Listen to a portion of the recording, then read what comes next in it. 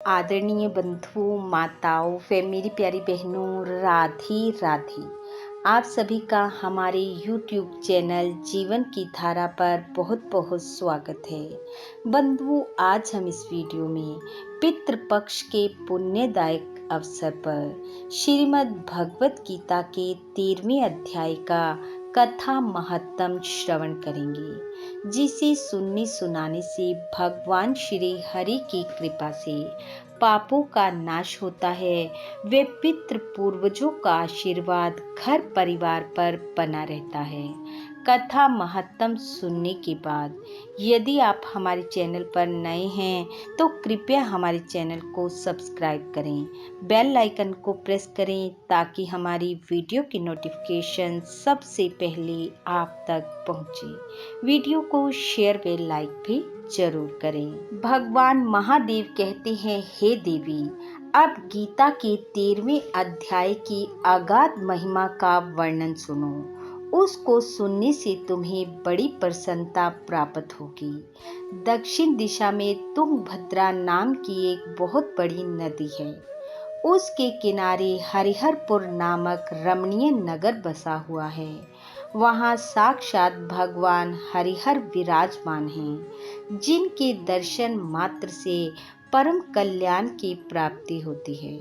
हरिहरपुर में हरि दीक्षित नामक एक क्षेत्रीय ब्राह्मण रहता था, जो तपस्या और स्व अध्याय में संलग्न तथा वेदों के पारगामी विद्वान थे। उसकी एक स्त्री थी, जिसे लोग दुराचारा कहकर पुकारते थे। इस नाम के अनुसार ही उसके कर्म भी थे। वह सदा पति को कुवाक्य कहती थी।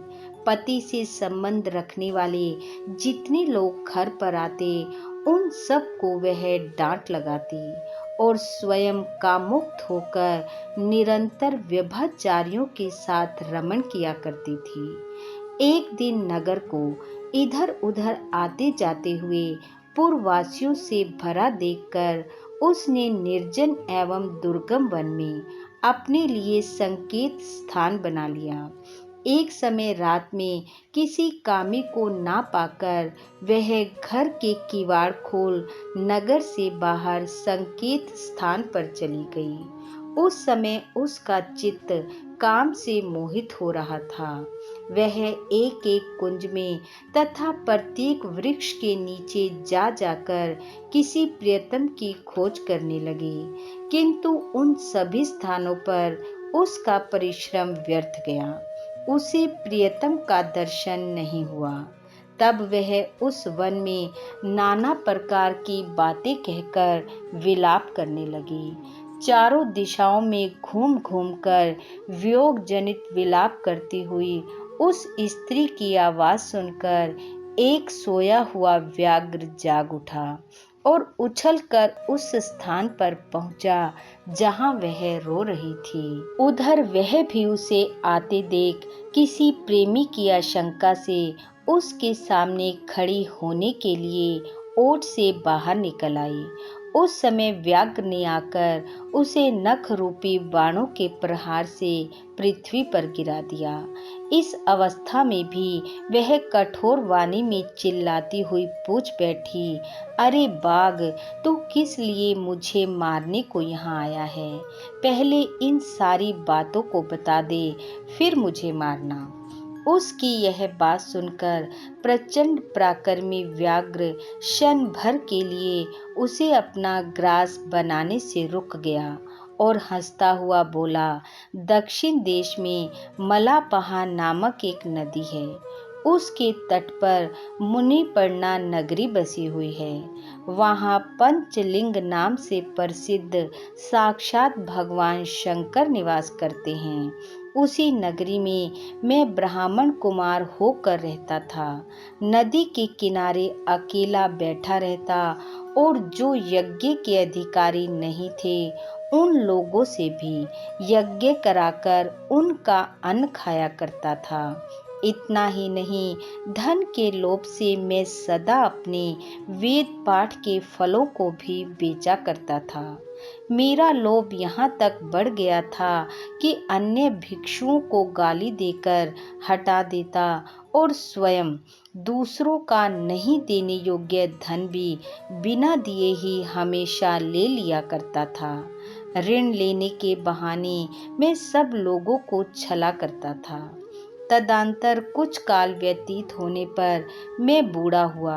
मेरे बाल सफ़ेद हो गए, आंखों से सूझता न था और मुंह के सारे दांत गिर गए। इतने पर भी मेरी दान लेने की आदत नहीं छूटी।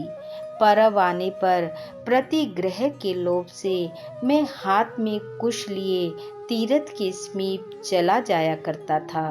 तत्पश्चात जब मेरे सारे अंग शिथिल हो गए, तब एक बार मैं कुछ धूर्त ब्राह्मणों के घर पर मांगने खाने के लिए गया। उसी समय मेरे पैर में कुत्ते ने काट लिया। तब मैं मूर्छित होकर क्षण भर में पृथ्वी पर गिर पड़ा। मेरे प्राण निकल गए। उसके बाद मैं इसी व्याघ्र योनि में उत्पन्न हुआ। तब से इस दुर्गम वन में रहता हूँ तथा अपने पूर्व पापों को याद करके कभी भी धर्मिष्ठ महात्मा, यति, साधु पुरुष तथा सती स्त्रियों को मैं नहीं खाता। पापी, दुराचारी तथा कुलटा स्त्रियों को ही अपना भोजन बनाता हूँ। अतः कुलटा होने के कारण तू अवश्य ही मेरा ग्रास बनेगी। यों कहकर वह अपने कठोर नखों से उसके शरीर के टुकड़े टुकड़े करके खा गया। इसके बाद यमराज के दूत उस पापनी को स्यमनीपुरी में ले गए।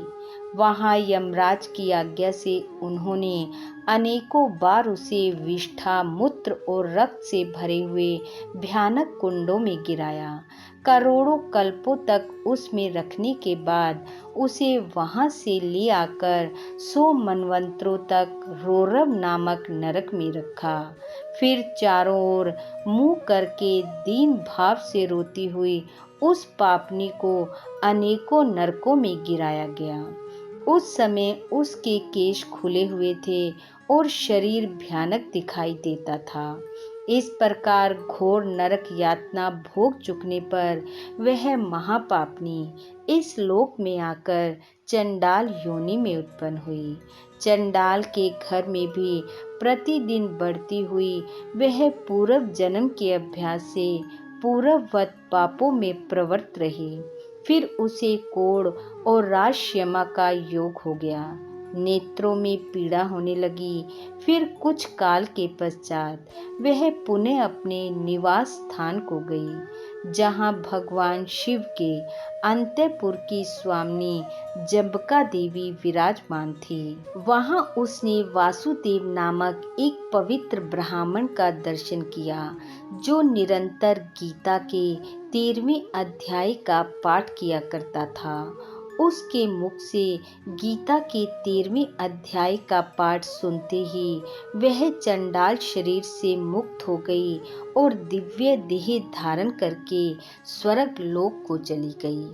इस प्रकार हे देवी, जो निरंतर गीता के 13वें अध्याय का पाठ करता है, वह पापों से मुक्त होकर वैकुंठ धाम को पाता है। बोलो भगवान श्री हरि की जय। बंधु, भगवान श्री हरि वे आपके पितृ पूर्वजों की कृपा आप वे आपके परिवार पर सदैव बनी रहे। आपका घर आंगन खुशियों से महकता रहे। इन्हीं शुभकामनाओं के साथ आप सबका बहुत बहुत धन्यवाद। राधे राधे।